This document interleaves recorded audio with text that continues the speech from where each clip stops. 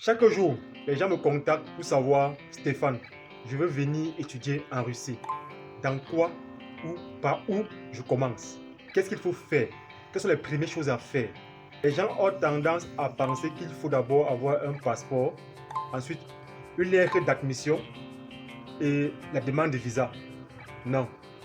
La première chose à savoir pour venir étudier en Russie est la chose la plus capitale et la plus importante. Avant de faire ton passeport, avant de demander ton admission, avant de faire la procédure de demande de visa, la première chose c'est quoi? Je te le dis dans cette vidéo. Big up.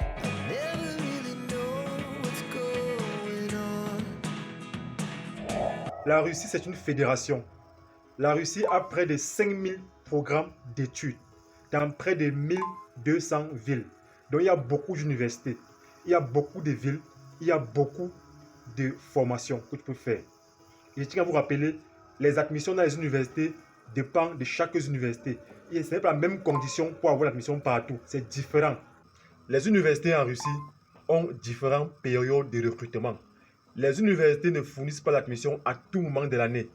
Oui, même si le font, c'est pour certains moments de la rentrée, c'est-à-dire quoi? Pour ceux qui veulent faire un an de cours de langue russe, il y a une période qu'il faut postuler. Pour ceux qui veulent faire un an et demi de cours de langue russe, il y a une période. Et pour ceux qui veulent faire 6 mois, il y a aussi une période.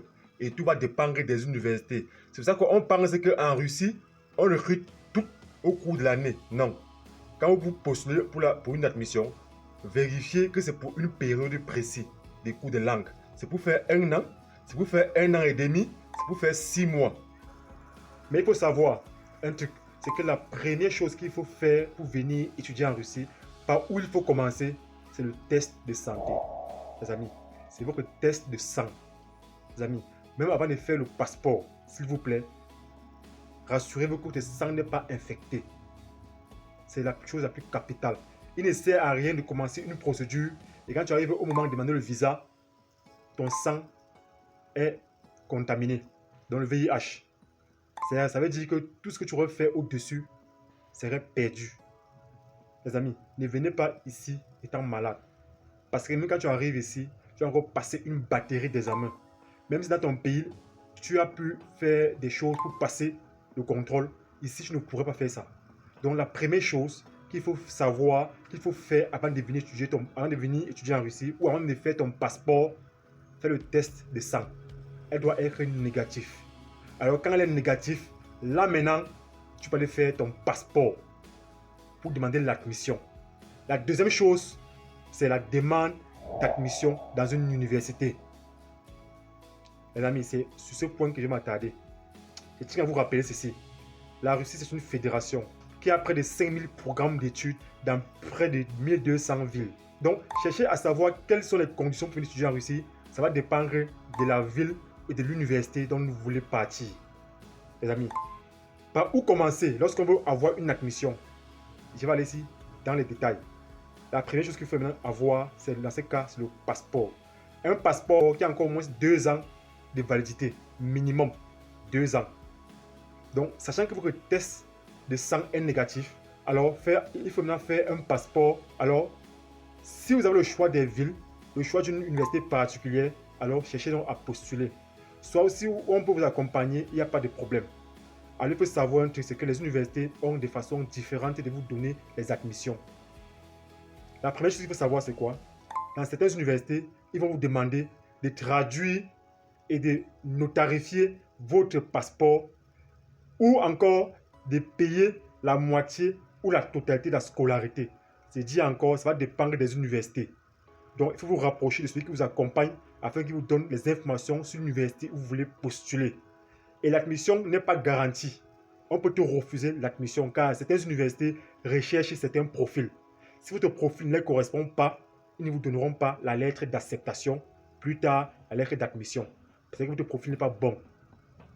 Il faut savoir ceci, c'est que le choix de votre université est capital, le choix de votre ville est capital, est très capital. Donc une fois que vous avez ciblé votre université, votre ville, alors cherchez à respecter les conditions pour avoir l'admission. La plupart du temps, qu'est-ce que vous faites? Ils vont vous envoyer ce qu'on appelle la fiche d'application. C'est une fiche qui est sur un fichier Word. Vous devez remplir, mettre vos informations. Une fois que vous remplissez cette fiche, vous signez, vous envoyez à celui qui suit votre procédure. Il va prendre le scan de votre passeport, le scan de votre diplôme. Il va aller traduire et notarifier ici en Russie, bien sûr, pas dans votre pays, et déposer à l'université. Alors l'université va prendre le temps d'étudier votre profil. Si votre profil les intéresse, ils vont vous donner ce qu'on appelle la lettre d'acceptation, qui sort dans les 2 jours après le dépôt de vos documents à l'université. Cette lettre d'acceptation signifie que votre profil les a intéressés et qu'ils aimeraient que vous veniez étudier dans leur université. Alors, ce qu'ils vont vous demander de faire, c'est quoi? C'est de signer, ils vont vous envoyer un contrat, de signer. Une fois que vous signez le contrat, ils vont vous demander de payer soit la moitié, soit la totalité des frais de scolarité. Oui, si vous ne payez pas ça, vous n'aurez jamais l'admission. Jamais. Ils vont vous envoyer, dans ce cas, des documents pour le paiement. En ligne, bien sûr. Celui qui doit payer, ce n'est pas que tu vas payer dans ton pays. Il faut que tu aies une personne ici qui va payer à la banque pour toi.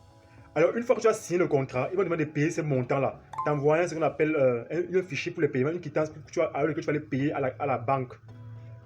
Quand tu vas effectuer le paiement, alors tu vas envoyer ton reçu. Donc, le reçu que tu as fait le paiement avec, il serait marqué ton nom. Alors, tu vas envoyer ce reçu à l'université avec aussi le contrat que tu as signé. Là maintenant, c'est bon. C'est que là maintenant, c'est qu'elle est sûr, ayant payé, ayant reçu le contrat, ayant payé ta scolarité, sois sûr, dans les 6 semaines qui suivent, tu aurais ton admission universitaire. Et je vous dis encore, l'admission universitaire en cours de langue russe ne stipule pas forcément que vous allez étudier dans un domaine. C'est ici sur place en Russie que vous allez choisir votre domaine dans lequel vous voulez étudier. Donc vous avez presque toute votre période de cours de langue pour réfléchir sur ce que vous voulez étudier. Que ce soit en bachelor, donc en licence, que ce soit en master. Vous êtes libre de faire notre master. Vous êtes libre de faire un autre bachelor, une autre licence que vous voulez. Ça dépend de vous. Là, c'est la procédure pour avoir l'admission. Elle est simple. Dans certaines universités, ils vont juste demander de scanner vos documents, c'est-à-dire le passeport et votre plus haut diplôme. Vous les envoyez et vous envoyez la lettre de Dagavor, ensuite la lettre d'acceptation. Vous ne payez rien.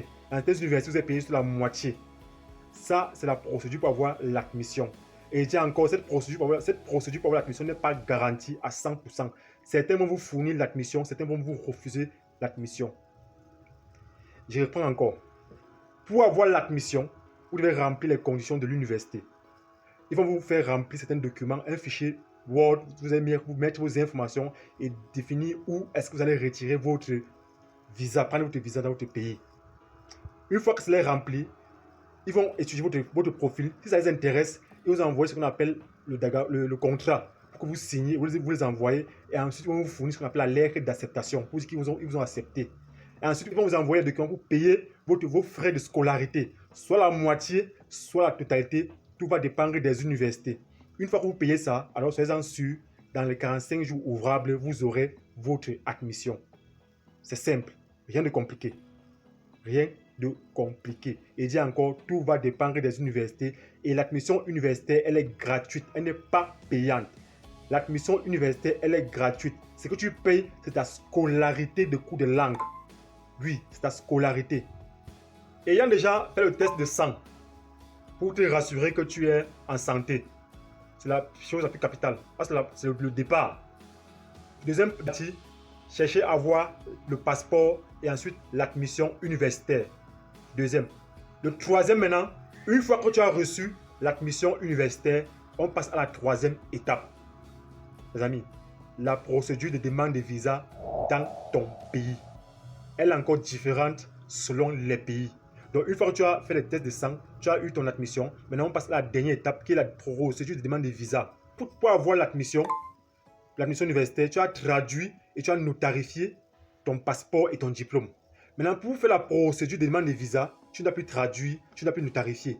Mais là-bas, tu vas plutôt légaliser et authentifier ton baccalauréat. Seulement ton baccalauréat ou ta licence. C'est celui qui fait le master. Tu vas juste légaliser. Par où tu commences? Tu commences au ministère de l'enseignement supérieur de ton pays.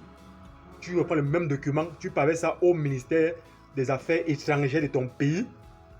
Tu prends le même document. Tu vas encore avec ça à l'ambassade pour la faire authentifier.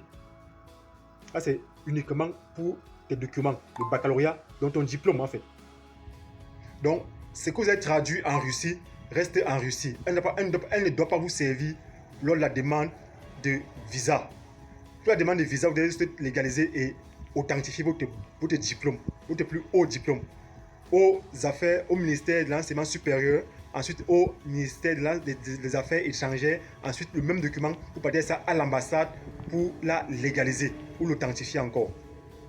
Une fois que cela est fait, que vous avez reçu votre admission universitaire, là maintenant, vous pouvez aller faire les tests de santé. Sachant que vous avez eu un test de santé que vous avez fait dans une clinique aléatoire, vous savez que vous êtes négatif au VIH-Sida. Là maintenant, rassurez-vous de faire les tests de santé dans une clinique ou dans un hôpital recommandé par l'ambassade de Russie de votre pays. Sachant que vous êtes déjà négatif, alors soyez-en tranquille, vous serez non négatif. Donc, repartez encore faire ces examens de tests de santé, le sida, l'hépatite, la tuberculose et consorts. Elle doit être automatiquement négative. Et que vous avez pris vos résultats, vous avez votre lettre d'admission, vous avez votre lettre d'acceptation. Là maintenant, vous demandez, vous faites maintenant une demande de visa en ligne. Soit vous le faites de vous-même, soit celui qui vous accompagne le fait pour vous. Il prend le rendez-vous en ligne pour vous, c'est-à-dire il remplit ces fichiers, donc vous allez imprimer et ajouter les photos. Une fois que tout ça est fait, allez maintenant prendre le rendez-vous physiquement à l'ambassade. Je ne sais pas si c'est comme ça se passe dans tous les autres pays, mais c'est un peu la procédure de façon générale. C'est une succession d'étapes dont vous deviez respecter afin d'avoir le visa. Et celui qui vous accompagne doit vous préparer sur l'interview à l'ambassade, sur l'entretien. Car vous devez être préparé sur l'entretien. Car ce n'est pas parce que tous vos documents ont été bien faits qu'on ne peut pas vous donner le refus. On peut vous donner le refus. Pas parce qu'un document est faux, parce que votre entretien a été mauvais. Vous n'avez rien fait à l'entretien. Donc le visa n'est pas garanti. Oui, le visa n'est pas garanti. Donc une fois que vous avez pris votre visa, vous avez rempli toutes ces conditions, automatiquement vous auriez votre visa. Les amis, c'est simple. Maintenant, une fois que vous avez votre visa, vous pouvez payer. La dernière étape, ce serait de faire quoi? De payer votre billet d'avion. Le billet d'avion varie entre 500 et 750 000. Tout va dépendre de la compagnie et de la période. Et le billet d'avion, ça se paye aller et retour. Mais le retour, vous devez faire une procuration afin que votre proche au pays reste prendre votre argent de retour. Car vous n'allez pas rentrer. Mais ils exigent de payer le billet d'avion aller et retour. C'est pour votre sécurité. Maintenant, celui qui vous accompagne doit aussi vous dire comment vous devez vous tenir lors de votre arrivée à l'aéroport. Car il doit vous préparer psychologiquement afin que là-bas vous ne soyez pas frustré ou vous ne soyez pas rapatrié. Il doit suivre votre procédure pas à pas afin que tout se passe bien. C'est pour ça, je dis toujours, il faut être accompagné par des bonnes personnes. Pas forcément par moi.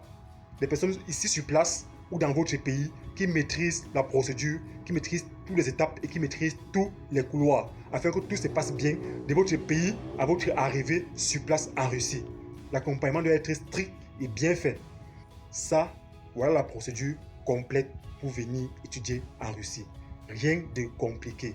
Faites-vous juste accompagner par des bonnes personnes, par des personnes sûres, des personnes de bonne moralité et tout va bien se passer. Évitez de vous faire arnaquer ou qu'on vous dise n'importe quoi. Essayez de vous informer de vous-même afin de ne pas être surpris dans votre procédure. Soyez à l'affût de l'information. Allez chercher les informations les plus sûres sur le net. Vous ne serez pas dessus après, les amis. Venir en Russie est simple. Pas besoin de partir confier votre passeport, votre diplôme à une compagnie afin qu'ils gardent. Non. J'ai parlé de cette procédure. Aucune compagnie n'est intervenue nulle part. Il faut juste être guidé ou être accompagné et tout va bien se passer. Si ton souhait, c'est de venir en Russie, mon frère, la porte est encore ouverte. Bientôt, les conditions vont changer. Donc, c'est maintenant ou jamais de venir en Russie. N'attends pas quand ils vont instaurer les cours de langue que tu vas chercher à venir en Russie. C'est maintenant qu'il faut venir, mes amis. C'est maintenant. La Russie, c'est un pays qui est en train de s'ouvrir au monde entier. Avec la géopolitique mondiale aujourd'hui, la Russie est en train de s'ouvrir au monde entier. Donc, c'est temps pour toi de venir poursuivre tes études en Russie. C'est temps pour toi de venir t'implanter en Russie. C'est temps pour toi de venir réaliser tes rêves en Russie, de venir atteindre tes objectifs en Russie. Mais garde tes valeurs. Ne transcende jamais tes valeurs. Ta dignité est primordiale. Ta vie est primordiale. Ta santé est primordiale ici dans ce pays. Quand tu es dans ce pays, fais l'effort de respecter la loi. Fais l'effort d'être en accord avec la loi. Fais l'effort de marcher selon ce que la loi te demande. Tu n'auras aucun problème. Venir ici avec d'autres objectifs, ça te regarde. Quand tu n'es pas dans ton pays, Ici, tout peut te rattraper après. Sois honnête, sois propre dans tout ce que tu fais ici. Et tu ne serais surpris par rien. Alors mon frère, si tu as commencé ta procédure ou tu es en train de faire ta procédure, alors je te souhaite bonne chance et du courage dans ta procédure. Si ma vidéo t'a intéressé, merci encore de t'abonner, de liker, de partager afin que le maximum de personnes soient informées. Big up à toi. Bye bye.